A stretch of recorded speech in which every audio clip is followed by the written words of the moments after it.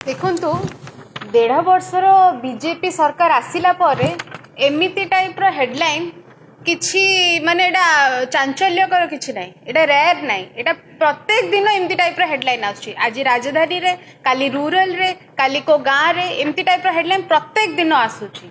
तो एटा गोटे isolate incident नाही, एटा क्रमागत भाबे सब बेले प्रत्येक दिन आज डेटा जदि देखे प्रत्येक दिन 15टा रेप केसेस रजिस्टर होउछि, खाली रजिस्टर होउछि।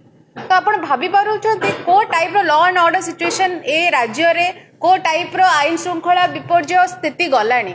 सेतिपे आमे गोटे राजनीतिक दल हिसाब रे एठी आज बसिनु, आपण भाबंतुनी गोटे झियो हिसाब रे मु एठी बसिछि, गोटे नेत्री हिसाब रे एठी बसिछि एवं गोटे जो महिला हिसाब रे एठी बसिछि। प्रत्येक महिला पय आज आमे एठी स्वर एठी उठौछु कि काहेकि ए टाइप रो महिला माने निर्यातना होउचनी, काहेकि ए टाइप रो दुष्कर्म होउची, काहेकि ए टाइप रो माइनर माने एमती गण बलात्कार होउची।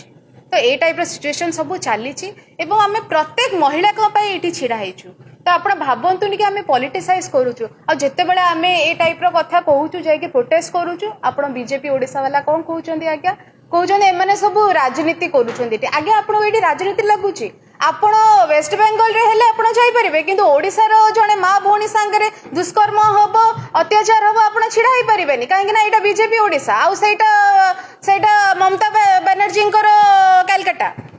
तो सेथि पई आपण भाबंतु टिके, आपण टिके मानविकता रखतु। आज्ञा राजनीतिक दल ठीक अछि, आपण टिके मानविकता रखंतु। प्रत्येक दिन ओडिसा ए क्षेत्र रे जाई जोटा जगन्नाथ कल्चर पे जणा जाउथुला, आपण आज जानुचंती कि रेप रे नंबर 1 हेलानी ओडिसा।